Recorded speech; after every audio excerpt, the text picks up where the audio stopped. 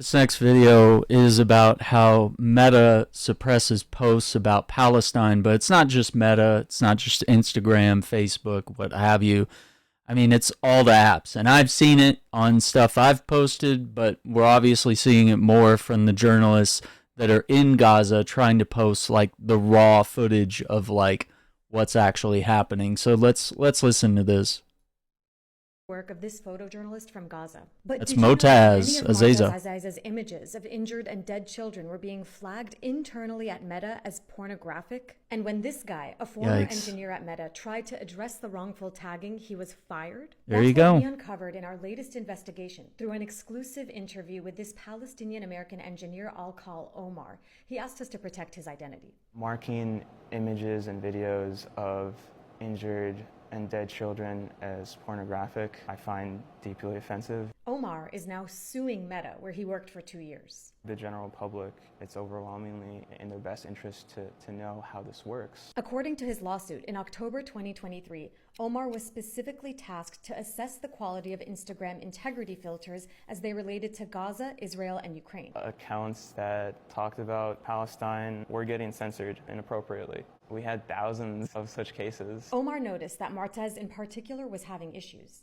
Many of Martez's Instagram posts documenting the genocide were misclassified as containing sexual activity or nudity, flagged internally as pornographic, which significantly limited the reach of his account. So Omar says he set out to fix it. He told me there's an ethos among engineers at Meta that when there's an issue impacting millions of users, it's all hands on deck to fix the problem. Sure. But he told me when it came to accounts associated with Palestine, typical protocol was not being followed. Prejudice. Tickets were opened and then mitigated, resolved, and closed with the same timestamp, Dude. indicating that someone on the team was dismissing issues without actually investigating them. And 2 colleagues even messaged him privately, telling him to stand down. Intimidation. That procedure was not being followed. It struck me as very odd, unprofessional. I've never seen that in any company that I worked at. In January of this year, Omar was pulled into a meeting where he soon found out that he was under investigation. They claimed that I had a personal relationship with Motaz Aziza. Omar said he felt the claim was racist and complained to HR. Yeah, And that's despite crazy. glowing performance reviews over the years, Meta fired him. Had you ever met Motaz Aziza? No, I have never been to the Gaza Strip. I don't have family there. Had you ever communicated with Martez? No. Do you personally know a former Meta engineer named? No, not at all.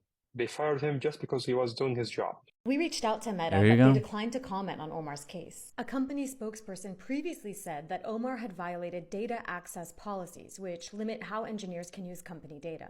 I asked Omar why he thinks posts about Palestine are suppressed on Instagram and Facebook. When it Gee. comes to issues of Palestine, you do see a problem with over-enforcement. Over-enforcement such as this. After the Hamas attacks on October 7th, Meta reportedly turned up the automated content filters throughout the Middle East to curb suspected hate speech. But it applied the strictest filters to any post specifically coming out of Palestine. When you have this To silence the media. moderators based off instructions given by Meta and guidance given by Meta, where That all our news would come from Western news media, not from reporters on the ground. The training data. So if you look at the underlying training data, it's likely to be very biased. Omar said There these you go. biases have led to 2 particularly egregious incidents over the past year. Like how Instagram's Arabic-English auto-translation feature inserted the word terrorist in some Palestinian users' bios. That's And another insane. incident involved WhatsApp, another app owned by Meta. That's When right. users searched for terms like WhatsApp isn't Palestinian safe or either. Muslim boy Palestinian, Dude. WhatsApp's AI suggested images of children holding guns. But no guns were seen when you searched Israeli boy or even Israel. And they're Army. wearing Meta IDF apologized in uniforms. both That's cases and fucking said they were sick. caused by technical glitches. So Oh you yeah, say that, technical like, glitches, I'm sure. AI Yeah, none of that's machine intentional. learning model made a mistake, but if you know the bias exists and you prevent your own employees from fixing it, it's very hard for you to say, like, to claim it's a bug. So what's next for Omar? He told me that Meta's lawyers are trying to move his case to a confidential arbitration behind closed doors to avoid a public trial. He's fighting Needs that to move be because public. He believes the public deserves to know. They do. What are you hoping to get out of this lawsuit you've brought against No one Meta? should be using My main Meta demand or is really involved just, with like, treat all your anything Meta employees owns. with like dignity and respect, including the Palestinian, Arab, Muslim ones. Because if you can't treat all your employees with respect, you're not going to treat all your users with respect. To learn more about what Omar Very true. uncovered and Mu'taz's side of everything, watch our full investigation. Sheesh. All right.